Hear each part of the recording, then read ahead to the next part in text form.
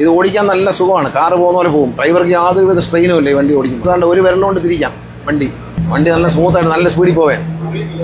ഈ ക്യാമറ ഡ്രൈവറെ sense ചെയ്യാനുള്ളതാണ്. Driver ഉറങ്ങിയാൽ ഇത് അടിക്കും. പിന്നെ ശ്രദ്ധ പോവുക, അങ്ങോട്ട് തിരിഞ്ഞു നോക്കുക, പിന്നെ മൊബൈൽ ഫോൺ എടുക്കുക, പോക്കറ്റിൽ നിന്ന്, ഇതെല്ലാം ഫോട്ടോ ആയിട്ട് വരും. നടപടി ഉണ്ടാവും. പിന്നെ കർശനമായ നടപടിയുണ്ട്. അവരെ മാറ്റി നിർത്തും. നമ്മൾ ചിരിപ്പാഞ്ഞ് വരെയാണ്. ഒന്ന് ചവിട്ടി.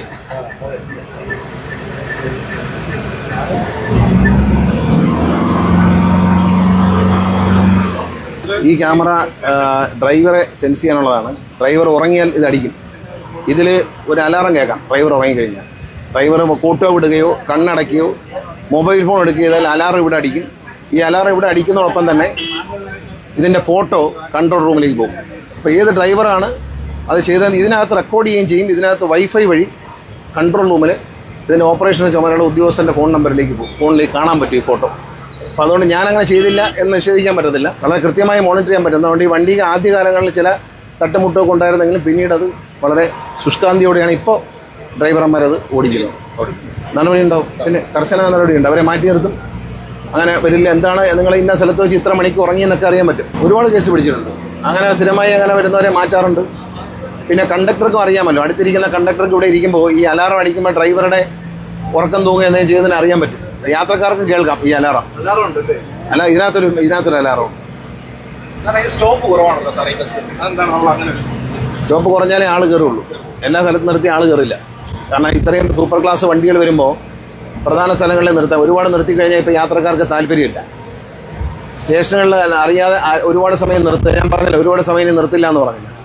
ഇത് ഓടിക്കാൻ നല്ല സുഖമാണ്. കാറ് പോകുന്ന പോലെ പോകും. ഡ്രൈവർക്ക് യാതൊരുവിധ സ്ട്രെയിനും ഇല്ല ഈ വണ്ടി ഓടിക്കുമ്പോൾ. ഈ വണ്ടി ഇപ്പോൾ നിങ്ങൾക്ക് മനസ്സിലായി, കാറ് പോകുന്ന സ്പീഡിൽ പോകും. വണ്ടിക്ക് മെയിൻ്റനൻസ് വളരെ കുറവാണെന്നാണ് ഞങ്ങൾക്ക് കിട്ടിയ ഞങ്ങളുടെ കണക്കൂട്ടിൽ. ഇപ്പം ആദ്യം വാങ്ങിയ വണ്ടികൾ 70,000 കിലോമീറ്റർ കടന്നു. പല വണ്ടികളിലെയും ടയർ മാറ്റേണ്ടി വന്നിട്ടില്ല, ലൈനർ മാറ്റേണ്ടി വന്നിട്ടില്ല.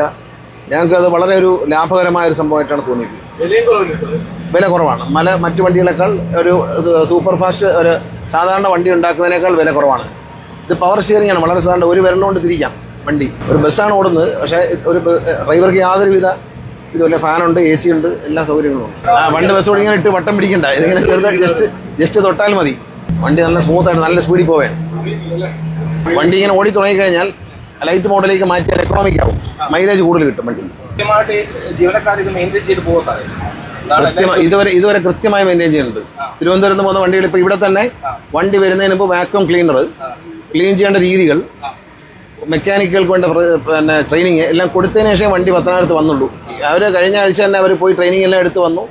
പിന്നെ വാക്യൂം ക്ലീനർ അടക്കം വാങ്ങിച്ചു കൊടുത്തിട്ടുണ്ട്. വണ്ടി കൃത്യമായി ക്ലീൻ ചെയ്യുന്നൊരു വീഡിയോ ഉണ്ട്. അത് ഇതിനകത്ത് ഇടും. ഇതിൻ്റെ TV-യിൽ ഇട്ട് കാണിക്കാറുണ്ട്. കാരണം എങ്ങനെയാണ് സീറ്റ് ബെൽറ്റ് കെട്ടേണ്ടത്, എങ്ങനെയാണ് ഓരോ കാര്യങ്ങൾ ഉപയോഗിക്കേണ്ടത് വിമാനത്തിൽ കാണിക്കുന്നതോടൊപ്പം ഈ ബസ് എങ്ങനെയാണ് ക്ലീൻ ചെയ്ത് സൂക്ഷിക്കുന്നതെന്ന് കാണിക്കുന്ന ഒരു വീഡിയോ.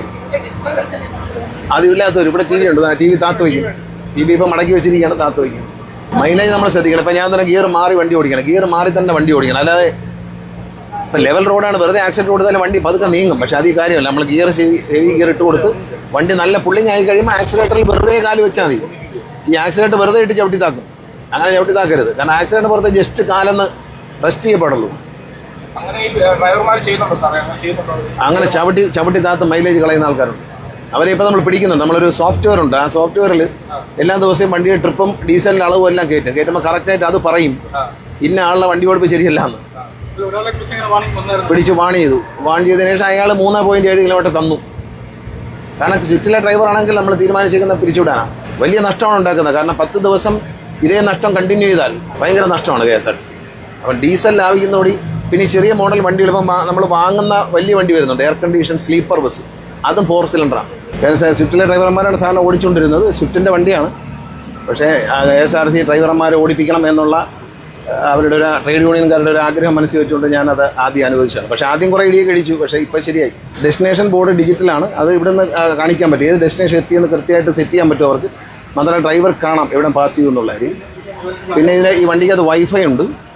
1 GB വൈഫൈ ഫ്രീ ആണ്. അത് കഴിഞ്ഞാൽ വണ്ടി GB നമുക്ക് വേണമെങ്കിൽ നെറ്റ് പർച്ചേസ് ചെയ്യാം. മൊബൈൽ ചാർജറുണ്ട്. എല്ലാ സീറ്റിലും മൊബൈൽ ചാർജറുണ്ട്. ദീർഘദൂര സർവീസിൽ വളരെ നല്ല വിജയമാണ്. ഇതുവരെ ഇറങ്ങിയ 10 വണ്ടികൾ ഇപ്പോൾ റോഡിലുണ്ട്. 3 വണ്ടികൾ ഇപ്പോൾ വരെയാണ്. ഈ 10 വണ്ടിയും ഒരു വിജയം തന്നെയാണ്.